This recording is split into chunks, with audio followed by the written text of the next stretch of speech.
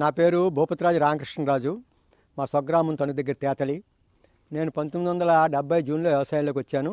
అంటే 50 సంవత్సరాల నుండి ఇప్పుడు 51వ సంవత్సరంలోకి వ్యవసాయంలోకి వచ్చాను. నేను వ్యవసాయంలోకి వచ్చినప్పుడు ఎరువులు వేయటం లేదు, పురుగు మందు కొట్టడం లేదు. నాట్లు వేసుకుంటాము, కలుపు తీసుకుంటాం, కోసుకుంటామే. ఆ రకంగా పంట పండేది.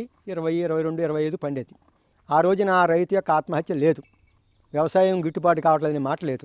ఈ మధ్యన తరచుగా నాకు వ్యవసాయం గిట్టుబాటు కావట్లేదు అనేది వినిపిస్తుంది. నాకు ఎప్పుడూ గిట్టుబాటు అవుతూనే ఉంది. 50 సంవత్సరాల నుంచి నాకు అసలు నష్టం అనేది లేదు, లాభం బాగానే పొందుతున్నాను.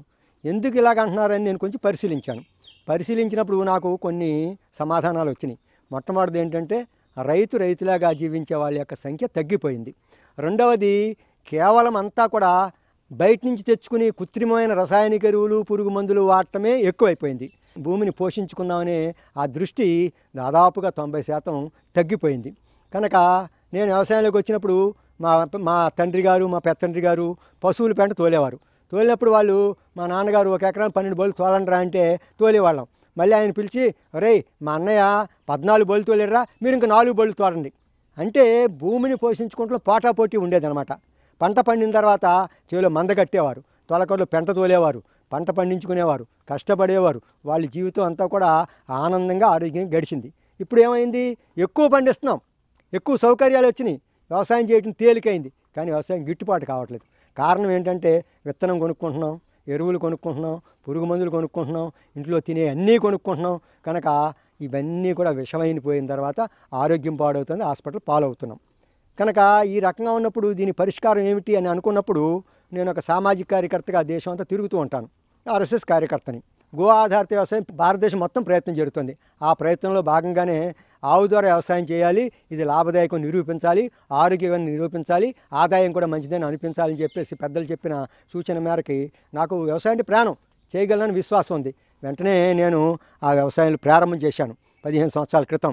దాదాపుగా 29 ఎకరాలు చేస్తున్నాను. దాదాపుగా 12-13 ఎకరాలు వరి ఉంటూ ఉంటుంది, 12-13 ఎకరాలు, 14 ఎకరాలు, 15 ఎకరాలు చెరుకుంటూ ఉంటుంది.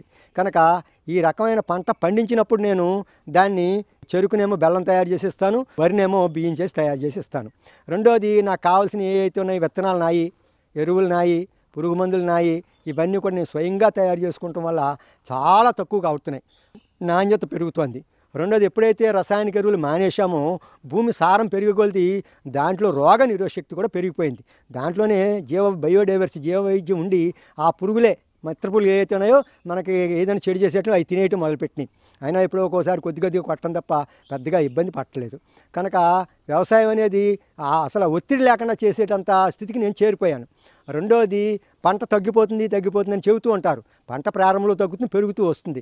ఇవాళ ఒక 20 సంవత్సరాల తర్వాత ఈ రసాయనిక ఎరువులు చేసే వ్యవసాయము పండుతుందా లేదా అనేది ప్రశ్నార్థకం అయిపోయింది. ఇప్పుడే అనుభవాలు తెలుస్తున్నాయి.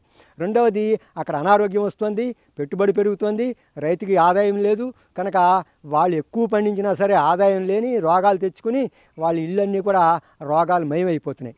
రెండవది ఇది పంట పెరుగుతూ వస్తుంది, ప్రకృతి కాపాడుతుంది, నీటి యొక్క వినియోగం తగ్గిపోతుంది, జీవ వైవిధ్యాన్ని కాపాడుతుంది. కనుక ఈ రకమైన వ్యవసాయం అనేది తప్పదు, రావాల్సిందే, వేరే మార్గం లేదు. ఎంత తొందరగా ఏ రైతైతే వచ్చాడో వాడు తన బతకటమే కాదు 10 మందిని ఆరోగ్యంగా బతికించే అవకాశం అతను కూడా లభిస్తుంది. కనుక దీనికి మంచి డిమాండ్ ఉంది. ఈ నాణ్యతతో కనుక మనం చేస్తే తప్పనిసరిగా ఈ వస్తువులు బాగా అవుతాయి. నా అనుభవం ఇదే.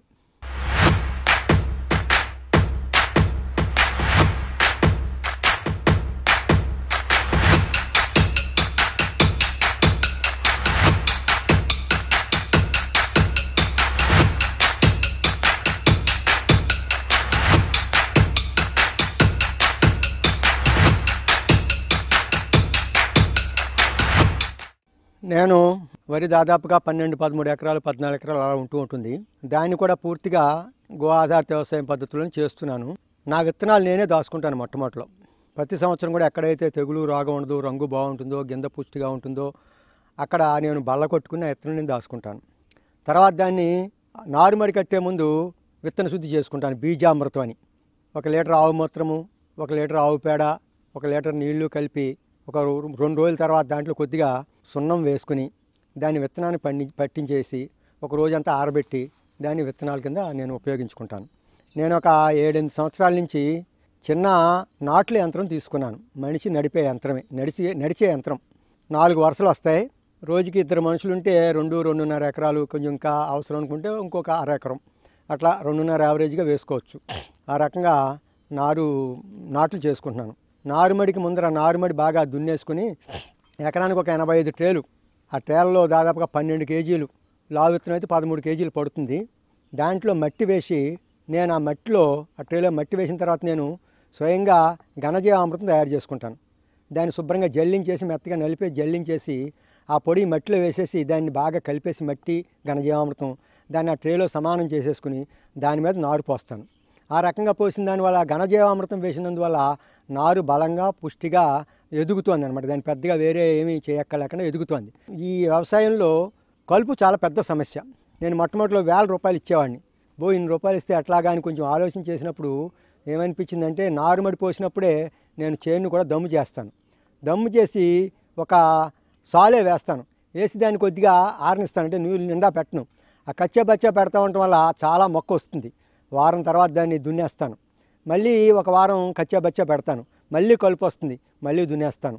అలాగా మళ్ళీ మూడోసారి దాన్ని, అంటే 15 రోజుల తర్వాత దాన్ని శుభ్రంగా దమ్ము చేసేసి మెరకపాలాలు లేకుండా సమానం చేసుకుని ఈ 18-20 రోజులు ఆ సమయంలో నేను నాట్లు వేసుకుంటాను మిషన్ మీద.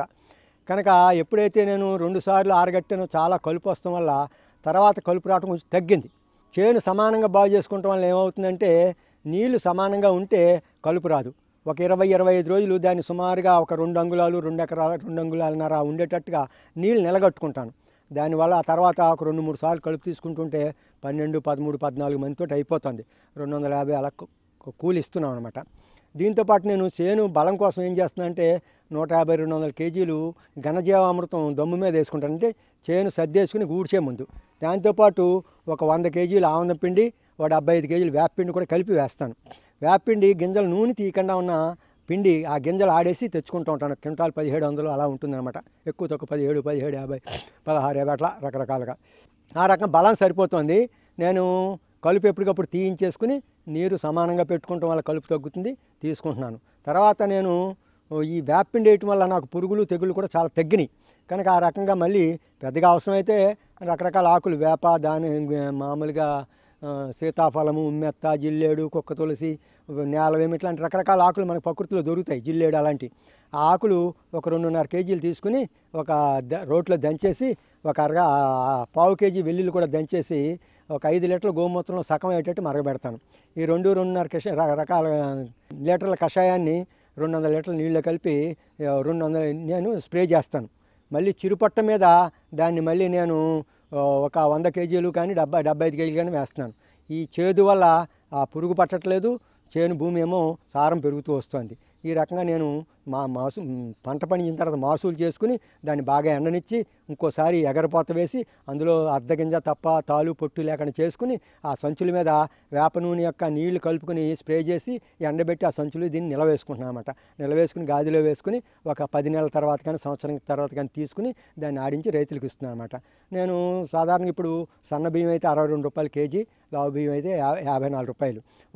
ఒక ముడి బియ్యం కింద ఆడిస్తాను. 56 కేజీలేమో సన్న బియ్యం వస్తున్నాయి, 57-57.5 బియ్యం ఏమో లావు వస్తున్నాయి. కనుక ఆ రకంగా ఆ పై 7 కేజీలునేమో నా పెట్టుబడి ఆ నిలవ ఖర్చులు సరిపోతున్నాయి. ఒక లావు బియ్యం అయితే 2700, సన్న బియ్యం అయితే 3000 ఆదాయం వస్తుంది. ఈ రకంగా వడ్డీలు గిడ్డీలు తీసుకున్నా సరే నాకు కనీసం 25 బస్తాలు పడినా సరే నాకు నష్టం లేదు, లాభం వస్తుంది. రెండోది భూమి యొక్క సారం పెరుగుతుంది.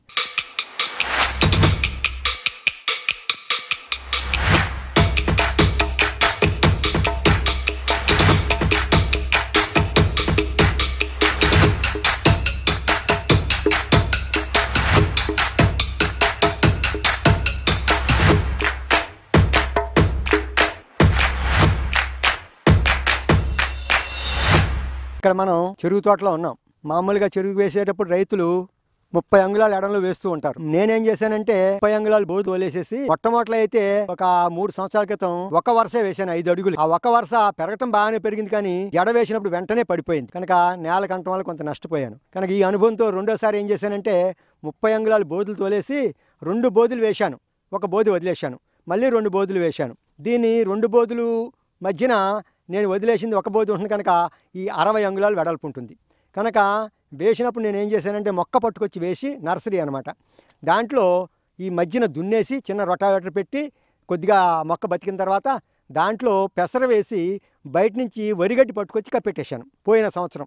దానివల్ల ఏంటి, పెసర పెరిగింది, కింద వరిగడ్డి కుళ్ళిపోయేటప్పటికి పెసర మళ్ళీ దాంట్లో కింద కలిసిపోయి మట్టిలో కలిసిపోయింది. కనుక ఆ రకంగా దాన్ని బాగా బలం కోసం బాగా ఎక్కువ ఉపయోగించాను. ఈ సంవత్సరం రెండోస్తుంది అనమాట ఇది.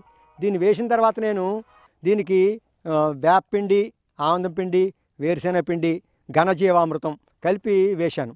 అలాగే తోట కొట్టిన తర్వాత చెరుకు చెత్త ఉంటుంది. ఈ ఎడల్పుగా ఉన్న 5 అడుగులు ఏం చేశానంటే ఆ చెత్త అంతా చక్కగా పరిచేశాను అనమాట. పరిచేయటం వల్ల ఏమవుతుందంటే ఇది నీడ ఉంటుంది. నేను నీరు పెట్టిన తర్వాత నీరు ఆవిరైపోతుంది. రెండవది ఇది ఒక 6 నెలలు కుళ్ళిపోతుంది, ఇది ఎరువు అవుతుంది. ఈ మధ్యలోగా ఈ నీడ కింద వానపాము ఉంటుంది, దానికి ఎండ తగలదు కనుక అది ఎక్కువగా అంటే మల్టిప్లై అవుతూ ఉంటుంది అనమాట. దానికి షెల్టర్ ఉంటుంది. తర్వాత ఇది కుళ్ళిపోయిన తర్వాత దానికి ఆహారం అనమాట. ఆ రకంగా ఇది మనం పెంచుకోవటానికి ఎక్కువ అవకాశం ఉంది. ఇవాళ ఇదంతా కాంట్రాక్ట్ పద్ధతి. ఇందులో తాడు వేయటానికి కానీ కలుపు తీయటానికి కానీ దున్నటానికి కానీ చెరుకు అట్టడానికి కానీ ప్రతిదీ కాంట్రాక్ట్ బేసే. ఇవాళ 40 రూపాయలు రైతు, మామూలు రైతు 40 రూపాయలకు అమ్ముతున్నాడు. నిజంగా ఒక కేజీ తయారవడానికి 25 రూపాయల నుంచి 30 రూపాయలు ఖర్చు అవుతుంది. లేబర్ ఖర్చే, పెంచిన ఖర్చు కాకుండా. కనుక రైతుకి గిట్టుబాటు అవ్వట్లేదు. కనుక పశ్చిమ గోదావరి జిల్లాలో కొన్ని వందల మంది రైతులు కొన్ని వందల చోట్ల ఈ చెరుకు బెల్లం తయారు చేసేది ఇవాళ 5% కూడా లేదు. ఉన్న 5% 10% ఏం చేస్తున్నారంటే పంచదార పోసేస్తున్నారు గిట్టుబాటు కాని మూలంగా. ఇప్పుడు తోట చూడండి, ఇదే తోట పెంచాలంటే ఇది 5 నెలలు 6 నెలల తోట ఇది. ఇదే తోట ఈ స్థితికి రావాలంటే 15 నుంచి 25 బస్తాల యొక్క రసాయనిక ఎరువులు వాడుతున్నారు. నేను ఏమీ వాడకుండా కేవలం ఇలాంటివే వేసుకుని వాళ్ళు నేను పండిస్తున్నాను. ఉదాహరణ నేను మొన్న ఈ మధ్యలో మినుము వేశాను. ఆ మినుము కొంచెం కాయలు వచ్చినాయి, పైన మాసులు చేసుకున్న తర్వాత ఆ పొట్టంతా పట్టుకొని చేలో వేసేసాను. అందులో మిగిలిన గింజలు మొలిచేసినాయి. ఇక్కడ మళ్ళీ బలమే ఇది. ఆ పొట్టు బలం, ఈ చెత్త బలం, అలాగే ప్రతిదీ కూడా ఏది ఉన్నా సరే దాంట్లోనే వేసేసుకుంటాం అనమాట. అలాగే ఇందాక చూపించాం అక్కడ పాకకు తాటాప కుట్టామనుకోండి, ఆ పాత ఆకంతా కూడా పట్టుకొని చేలో వేసేస్తాం, చేలో కుళ్ళిపోతుంది. ఆ రకంగా మనం చేనుని పోషించుకుంటాం, భూమిని పోషించుకుంటూ భూమిని ఆహారం పెడుతున్నాం. ఇది 298 అంటారు, విశ్వామిత్ర అంటారు. ఇది కార్చికి బాగా ఆగుతుంది. ఇంకా పక్కన ఉన్నదేమో 123 అంటున్నారు. ఇది బెల్లానికి నాణ్యత బాగుంటుంది, చెరుకు రసానికి కూడా ఈ రకం బాగుంది. అయితే కొన్ని ఇబ్బందులు అంటే కనుపు పుచ్చు వస్తుంది దీనికి. దీనికోసం మనం రాకుండా ఉండటం కోసం 2 దపాలు వేపపిండి వాడుతున్నాను. ఆ వేపపిండి వల్ల నాకు ఆ సమస్య ఏమీ లేదు. కానీ సహజంగా పెట్టడం వల్ల రోగాలు లేవు, ఏమీ లేవు, నాణ్యత బాగుంది, దిగుబడి బాగుంది, నాకు డబ్బులు కూడా బాగా వస్తాయి. దీనికి ఇంకొక అడ్వాంటేజ్ ఏంటంటే రసాయనిక ఎరువులు వాడకపోతే నీటి యొక్క వినియోగం కూడా తగ్గిపోతుంది. రెండోది నేను దీంట్లో మల్చింగ్ చేశాను, ఆచ్ఛాదన అంటున్నారు దాన్ని. ఆ చెత్త ఎప్పుడైతే ఉందో మనం పెట్టిన నీరు కూడా ఆవిరైపోకుండా దాన్ని పట్టు ఉంటుంది. ఎప్పుడైతే సేంద్రియ కర్బనం పెరుగుతూ ఉందో అది భూమికి లోపల కంటే వేరు వెళ్తుంది, ప్రాణవాయువు వెళ్తుంది. ఒక వానపాము ఒక జీవితకాలంలో 5,000 మీటర్ల కిందకి పైకి తిరుగుతూ ఉంటుంది. ఆ తిరగటం వల్ల ఖాళీ ఏర్పడుతుంది, ఆ బొర్రెలు ఏర్పడతాయి, ఏరు బాగా వెళ్తుంది, నీరు బాగా లోపలికి వెళ్తుంది. ఎప్పుడైతే అది మట్టి విసర్జిస్తుందో దాంట్లో కొన్ని రకాల పోషకాలు అందుతాయి అన్నమాట. కనుక ఏ భూమిలో వానపాము ఉందో అది అమృత తుల్యం. ఇందులో లక్షల వానపాములు ఉన్నాయి ఇలాగా. కనుక మట్టి కూడా చాలా మంచి సువాసన వస్తుంది, చాలా మంచిగా ఈ భూమి తయారైంది. ఇలా తయారైన భూములు ఏది పనినా అమృత తుల్యంగా వాళ్ళ అనుభూతి పొందుతున్నారు. అది ప్రత్యక్షంగా వినోదాలు కనిపిస్తుంది. ఇప్పుడు ఆర్గానిక్ అని అనండి, సేంద్రియ వ్యవసాయం అని, గోదావరి వ్యవసాయం కానీ చేయొచ్చు, అనుమానం ఏం లేదు. దాన్ని ఎక్కువ పాడైతే ఎక్కువ ఆహారం ఇవ్వాలి, మనం ఎక్కువ పిండి పెట్టాలి. పిండి అంటే వేపపిండి కానీ, ఆంధ్ర పిండి కానీ, ఘనజీవామృతం కానీ, టన్నేసి 2 టన్నులు వేయండి, అవుతుంది. ఎందుకు అవుతుంది. దాన్ని ఏమో ఎప్పుడైతే ఈ రకంగా ఉందో దాని నాణ్యత పెరుగుతుంది, రుచి పెరుగుతుంది. అయితే ఇది ఒకేసారి టన్నులు వెళ్ళిపోతాం. కొంచెం ఓపికగా దాన్ని జాగ్రత్త పెట్టుకోవాలి. దానివల్ల కూడా మనకి లాభం ఉంటుంది. ఇది స్థిరమైన వ్యవసాయం. ఇది చూస్తే స్థిరమైన వ్యవసాయం, అదేమో అస్థిరమైన వ్యవసాయం. దిగుబడి కూడా చాలా అద్భుతం. 30, 35, 25 నుంచి బాగా కొంచెం శ్రద్ధగా చేసి కాదు పెంట రసాయనిక ఎరువులు వాడిన వాళ్ళకేమో 45, 50 కూడా అరుదుగా అవుతున్నాయి. ఎక్కువ మందికి యావరేజ్గా 30, 35 అవుతున్నాయి. నేను కూడా ఒక 40, 45 అవుతుందేమో అని అనుకున్నాను. 60 టన్నుల బెల్లం అవుతుందేమో అనుకున్నాను. అయితే ఈ భూమి సారం పెరగటం వల్ల, కాలం అనుకూలించడం వల్ల మంచి దిగుబడులు వచ్చినాయి. దానివల్ల కూడా ఎక్కువ లాభం నేను పొందుతున్నాను. వ్యవసాయము అనేది ఒక సాధన కింద చేయవలసిందే. వ్యవసాయం కాదు, వ్యవసాయం ఒక తపస్సు. ఒక దాన్ని భూమిని సారవంతం చేసుకుంటూ మనం చేసుకున్నప్పుడు ఇవన్నీ వస్తాయి. చాలా డిమాండ్ పెరుగుతుంది, కొంచెం ఓపిక కూడా కావాలి. కనుక ఇది ఒకసారి రాదు. నేను అలా కొద్దిగా పెంచుకుంటూ ఇవాళ 90 రూపాయలు వచ్చాను. మొట్టమొదటిలో లేదు. నా ఖర్చులు కూడా పెరుగుతున్నాయి. పెరిగిన ఖర్చు కొద్దిగా నేను 5 రూపాయలు కలుపుతూ ఉంటాను. మా వినియోగదారులు అసలు ఏమిటి ఇంత పెరిగింది అనేది కూడా అడగకుండా నా దగ్గర పట్టుకెళ్తున్నారు. వాళ్ళే అంతమంది చేస్తారు, వాళ్ళే ముందర రేటు చెప్పేస్తారు, ఆ రేటు ఉంటుంది మీరు తెచ్చేసుకోండి అని. ఆ రకంగా పండించడమే కాదు, పండించిన మార్కెటింగ్ కూడా చేయగలుగుతుంది. అందరి యొక్క సహకారం ఉంది దీంట్లో.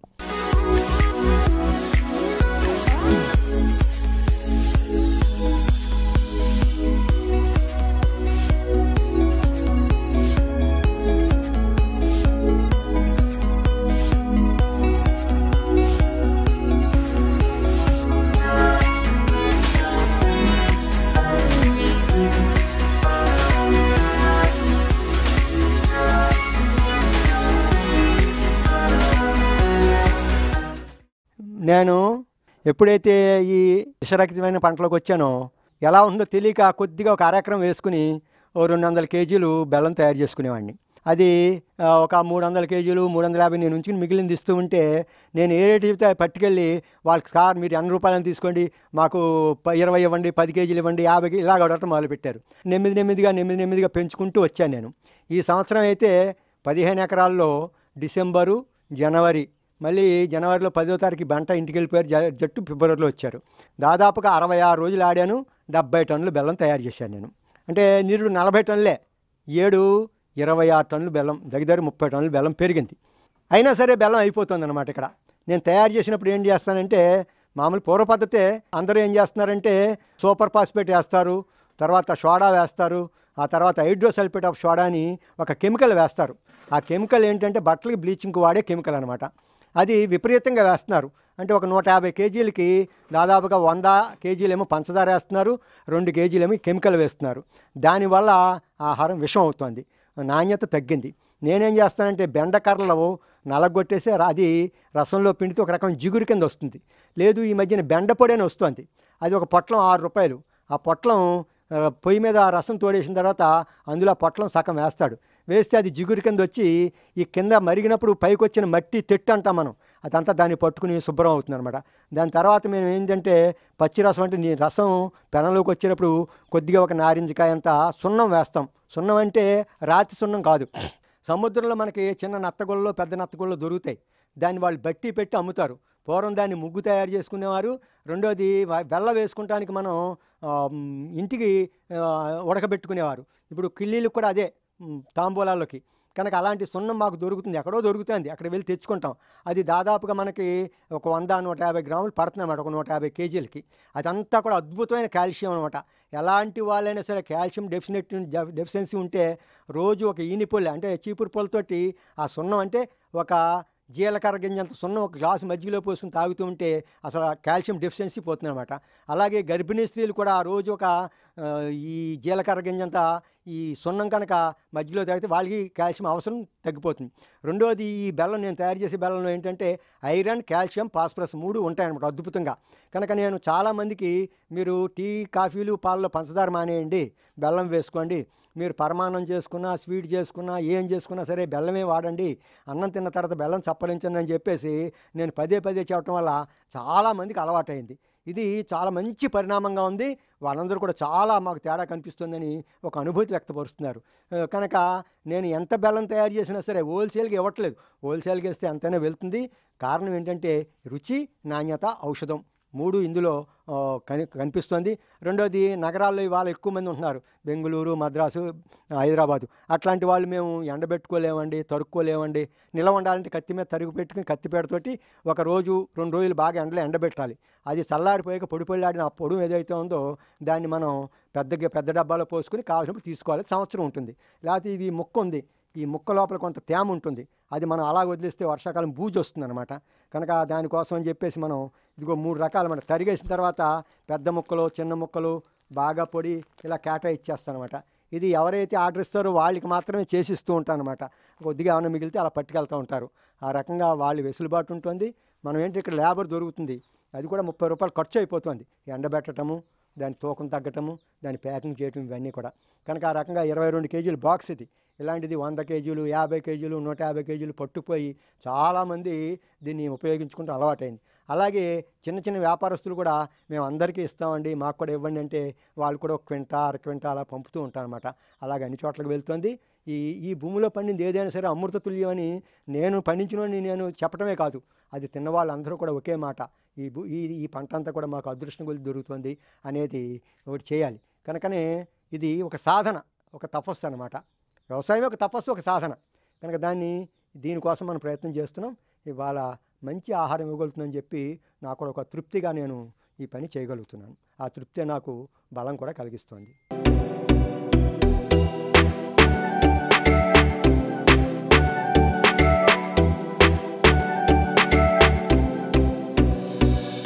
ఇప్పుడు యువకులు చాలామంది వ్యవసాయం చేయాలని కోరికతో వస్తున్నారు, చాలా మంచి ఆలోచనతో. అయితే నేను చెబుతున్నాను, ఊహ వేరు, వాస్తవం వేరు.